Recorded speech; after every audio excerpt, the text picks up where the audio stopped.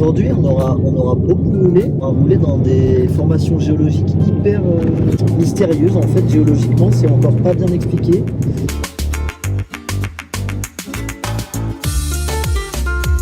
Ça fait longtemps qu'on n'a pas fait de feu et là c'est pas pour cuisiner, c'est vraiment pour les moustiques.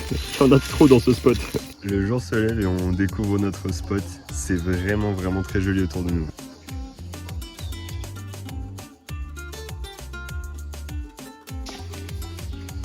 Et de l'autre côté on a le fleuve, pas la rivière. Là c'est de l'eau avec ce qu'on trouve du coup au cœur des palmiers. Là, ça va être mis sur le feu. Donc cette dame est en train de bouillir du coup les fruits de la palme. Et ensuite, une fois qu'ils seront bouillis, elle va les mettre ici. C'est comme une genre d'essoreuse et ça va abattre, mouliner. Ça va ensuite sortir et donner l'huile de palme. Cette nuit, on a eu un peu peur parce qu'on a été réveillé avec ce feu juste à côté de nous. Alors il était tout petit au départ. Parce qu'en fait, comme il prépare pour faire l'huile de palme, il y a toujours un peu de feu. Et bon là, j'ai l'impression que c'est un peu moins contrôlé là tout de suite. Quand tu vois des flammes pareilles, ça fait un peu peur. Hein. Surtout qu'on dormait là quoi. Tu t'en sors avec ce filtre à gazole. Oui, j'adore faire ça. Dans ce décor apocalyptique.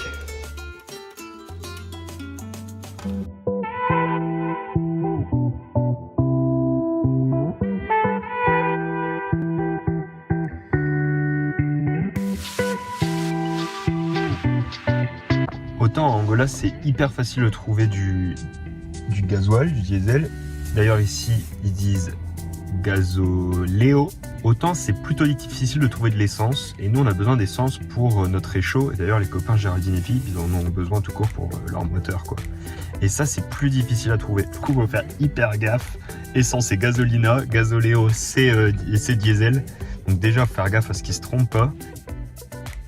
Nous sommes à Lobito, nous avons un arrêt pour manger et franchement la ville elle est très belle, très belle.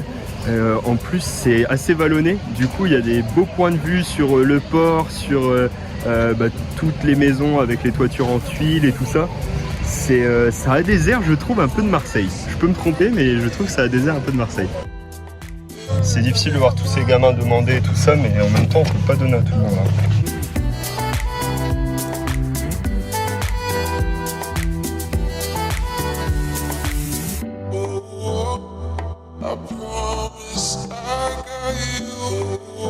On pourra pas faire plus proche du vide. Regarde comme c'est beau toi.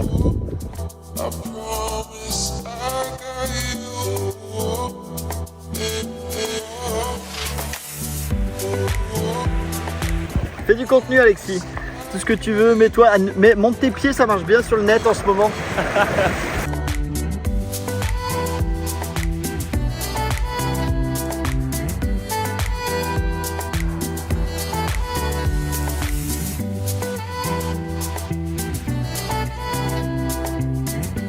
Mais apparemment Géraldoche et Philippot ils se sont fracassés sur un dodan.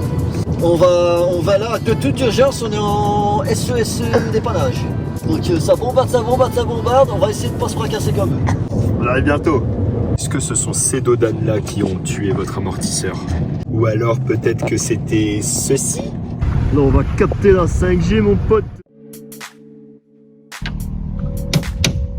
Bon, on a retrouvé les copains, on espère que cet orage ne va pas trop nous tomber dessus. On espère aussi que on va réussir à trouver vite une solution pour Philippe et Géraldine avec leur amortisseur. Alors Philippe, qu'est-ce qui s'est passé? Un putain de ralentisseur de mes couilles en Afrique, ils mettent des ralentisseurs dans les descentes, dans les virages avec 2 camions devant, tant que tu les vois pas. En plus, ces putains de ralentisseurs, ils sont noirs comme le bitume, tu les vois pas. Il n'y a pas de marquage. Il est où toi, ce que l'on Eh bien ce fut une belle soirée. Malheureusement il y avait un orage de folie, donc on s'est abrité sous l'annexe Swiss King du coup qu'on a de la tente. Et ce matin les copains sont déjà partis à Quilengues pour trouver un soudeur, c'est ce dont ils ont besoin. Philippe il nous prépare la pièce.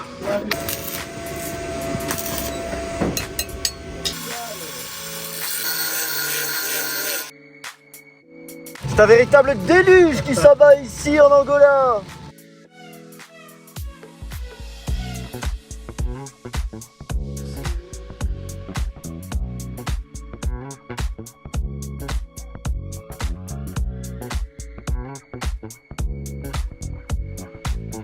le spot de folie. Il n'est pas encore préparé. Regarde ça! C'est un truc de malade. L'Angola, c'est un pays de folie.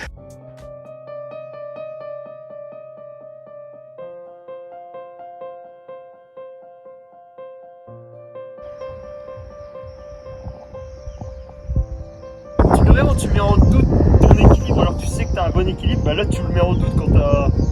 Je sais pas, il y a combien? 300 mètres là? Ouais. Ah, ça fait peur, 300 mètres.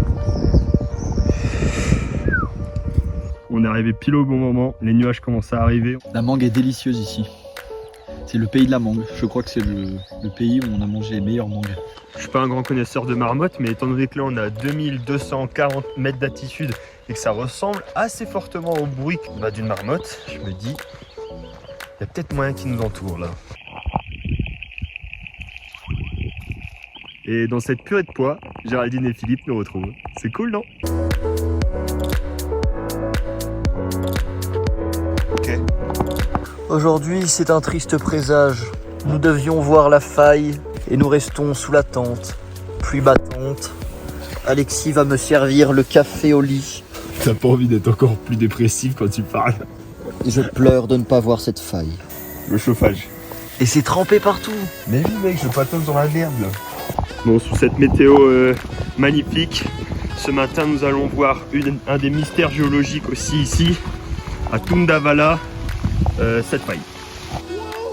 C'est un bon soir ça là. Oui, c'est que des tourceaux là. Bon, par contre, l'ouverture c'est un peu. En face, c'est pas gros quoi. Mais bon, de ce côté-là, on voit R.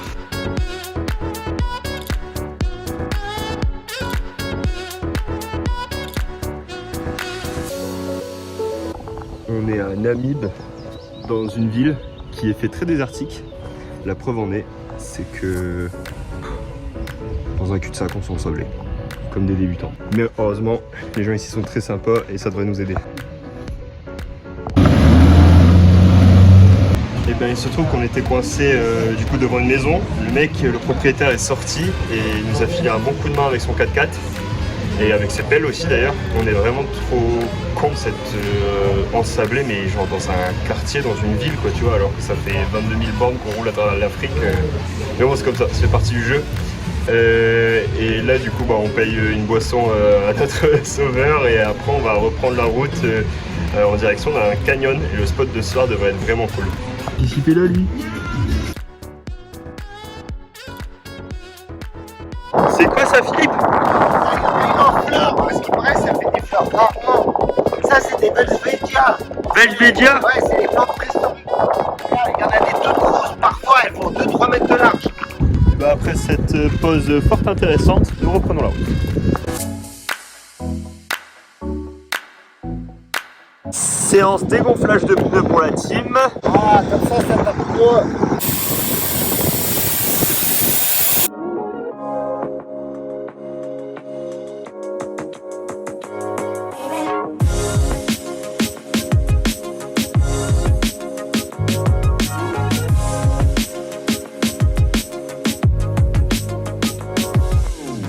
C'est un enclos du désert.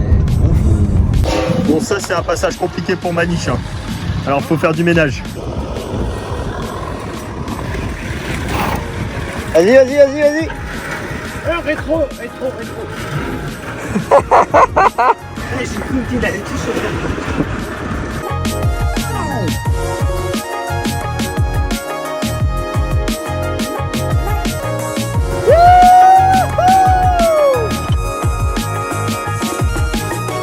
Allez viens, on est bien là.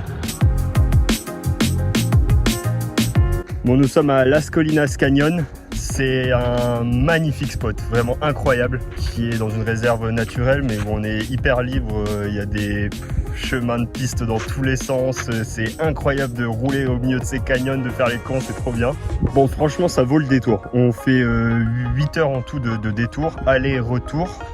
Donc Lubango, Las Colinas et on revient à Lubango. Et puis surtout quand tu sais que c'est un pays où le carburant coûte 39 centimes le litre, bon, ça te dérange pas de faire 600 bornes pour le plaisir quoi. Mais franchement ça vaut vraiment le coup, c'est très joli. Et tout sur la route auparavant, là, ça ressemble fort au paysage qu'on a déjà croisé au Maroc. Ça nous rappelle des souvenirs.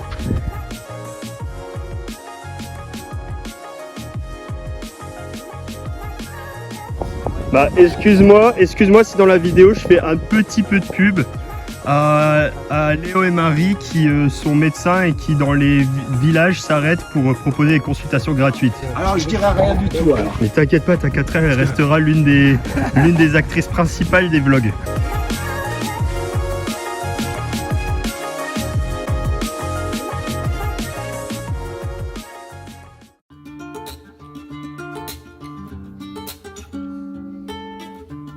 Gogo, elle a dit c'est friable.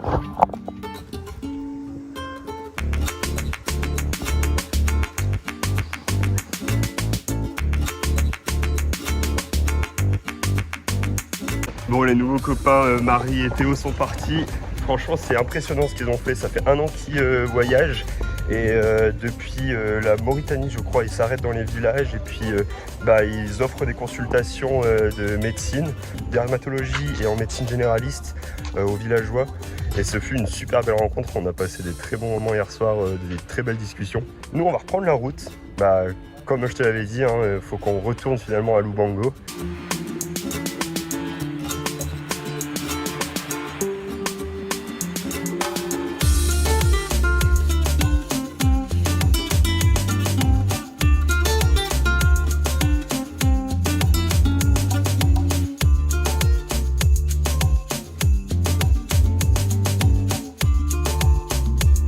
Regonflage des roues pour la team 4L, regonflage des roues pour la team Maniche.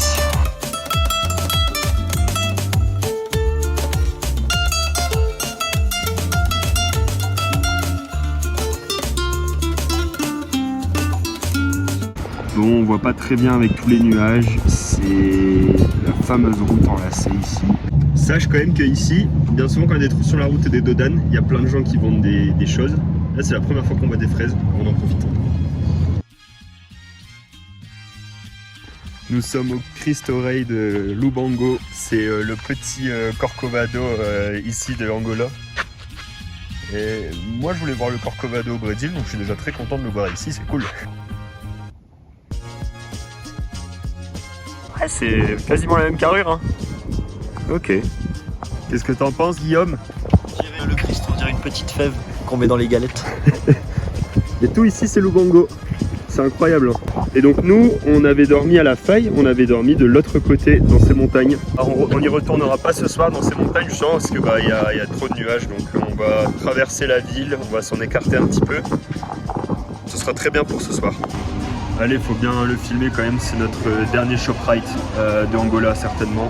Voilà, un magnifique supermarché, tout est hyper bien placé, c'est impressionnant. Bon, on se tape une énième petite pluie, mais on a trouvé un spot du soir où les gens étaient hyper accueillants et nous ont dit pas de soucis, vous pouvez vous installer, donc c'est très bien. Et comme ça, ça nous fait encore 5 heures de route à rouler pour arriver ensuite à la frontière avec la Namibie pour demain. Mais il est monté comment? Ah ouais, mais je sais pas. Tout petit. C'est un bébé scorpion Ah ouais, ça. c'est un bébé. C'est la taille de... Putain. Il est énorme. Ouais, il est énorme. Viens. Oh, regarde comme il est beau. Guigui, tu penses quoi de cette musique bien sucrée là? C'est la merde.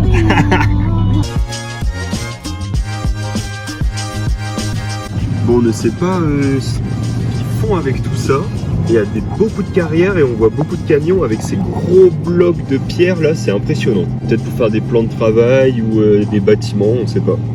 Allez, il est midi. Alors autant tous les soirs, tu vois, on mange nos fameuses pâtes, c'est des œufs avec des pâtes, avec un oignon ou un poivron. Autant le midi, on aime bien manger local. C'est super bon. Franchement, je me régale. Et ça coûte que 4 €, mais c'est hyper bon.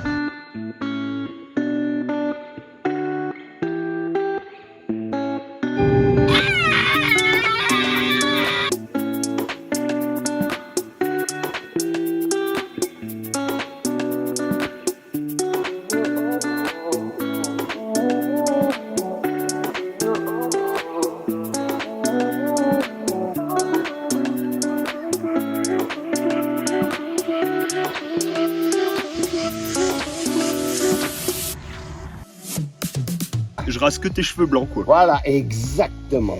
On arrive à la frontière, on sort de l'Angola, jusqu'à la dernière minute ça aura été magnifique, les derniers baobabs nous auront salués. On va passer d'un pays où ça parle portugais à la Namibie où ça parle anglais, enfin en majorité évidemment, il y a des dialectes différents. Et puis d'un pays où on roule comme en France finalement sur la voie de droite.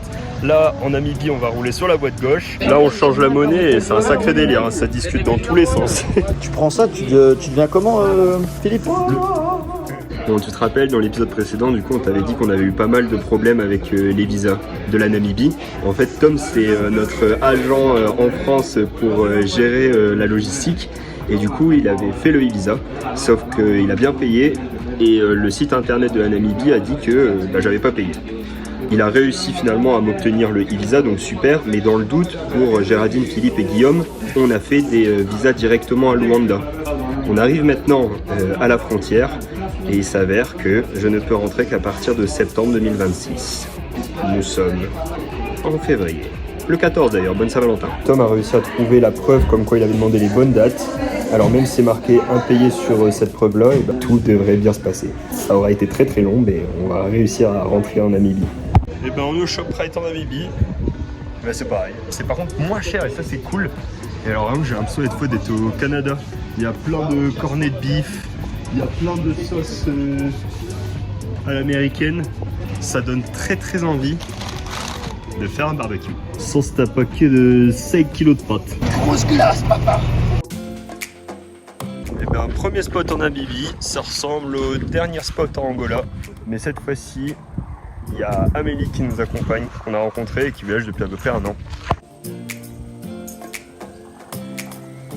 Un truc qu'on vient de découvrir ici en Namibie, il y a énormément de clôtures. Alors que pour exactement le même paysage, quelques kilomètres plus bas en Angola, il n'y avait pas autant de clôtures, quoi. Comme si les gens ils faisaient un peu avec des parcelles officieuses, quoi. Mission cueillette des morceaux de bois, parce que ce soir c'est barbecue. Guigui nous ramène notre petit cadeau de Saint-Valentin. Et bien encore un bon matin, un bon lever en Afrique, cette fois en Namibie. Aujourd'hui, on va aller chercher une carte SIM. C'est toujours un peu la logistique, hein, tu le sais, à chaque fois qu'on passe une frontière. Ça y est, on arrive au parc national Etosha.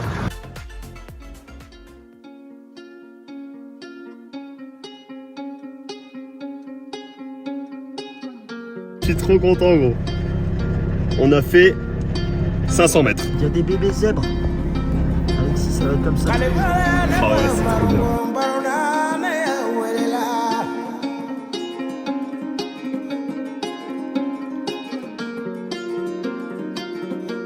C'est complètement zinzin ce parc.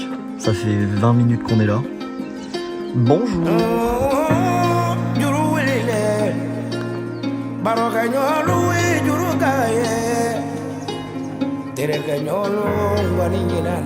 Je pète mon crâne, je vois un éléphant, et moi je vois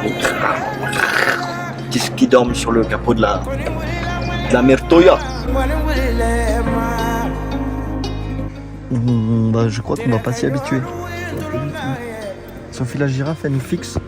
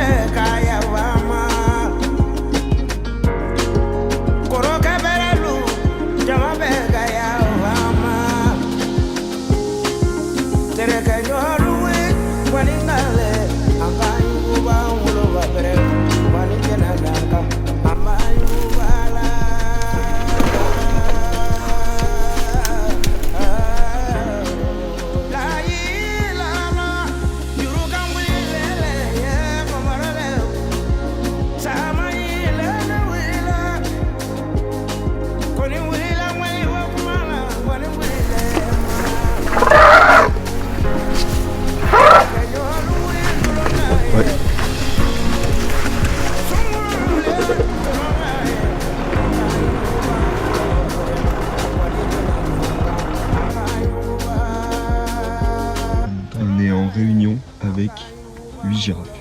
Il y en a une de ce côté-là, 3 là, et il y en avait encore 3 derrière. Et une autre dans le fond.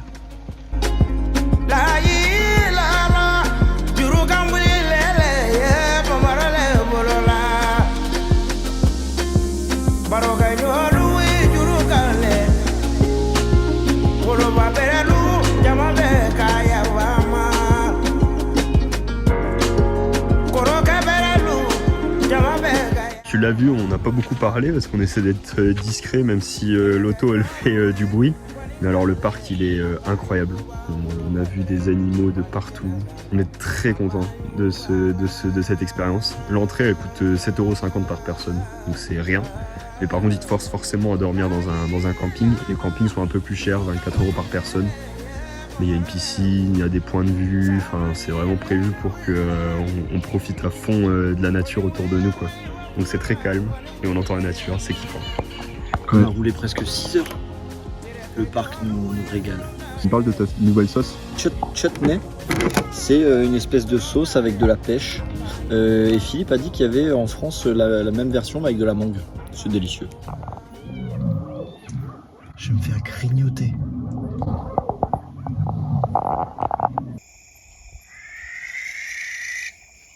Ce qu'on vient de voir, c'est certainement une chouette. Ça fait un drôle de bruit.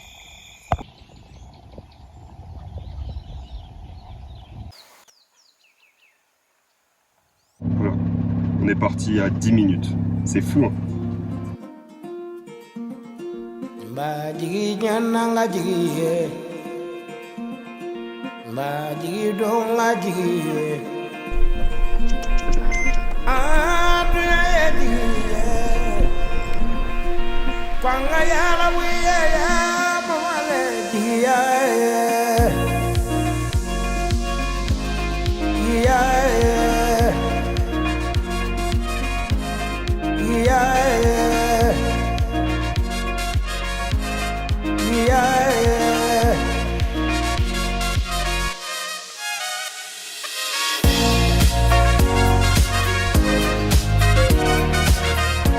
Toujours à la recherche du lion. On est parti à 7 h du matin, il est bientôt 10 h. Toujours rien à l'horizon.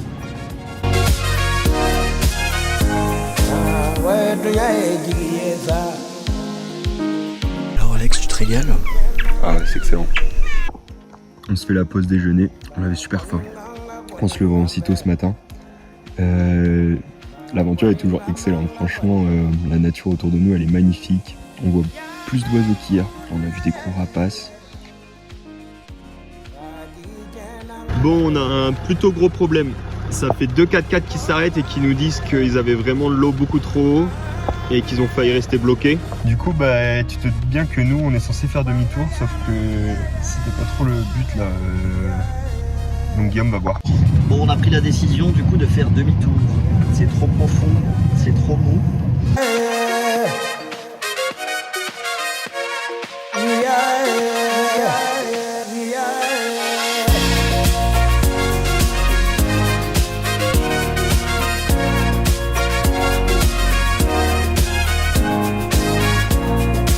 Allez, avec un petit peu de retard, mais on ressort du parc Etosha. On devrait bientôt y retourner. Mais là, l'objectif maintenant, c'est de se trouver un spot sympa pour ce soir, parce que demain, on doit être à Window. Thank you, boss. Bon, le spot de ce soir fait pas tout à fait rêver, hein. C'est juste une aire de repos. Il y a de quoi avoir un barbecue, il y a comme chez nous, table, chaise, enfin c'est cool.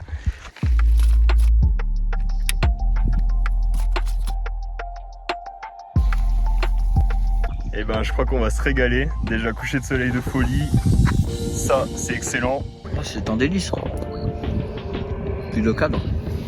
C'est sur ce magnifique lever de soleil, sur mon magnifique brushing, qu'on va arrêter la vidéo de cette semaine. On est déjà le mardi et on va nous du coup se diriger vers Windhoek pour retrouver Tom et nos copines. Et du coup nous on dit à la semaine pro. Ciao. Pas trop les abonnés, wesh.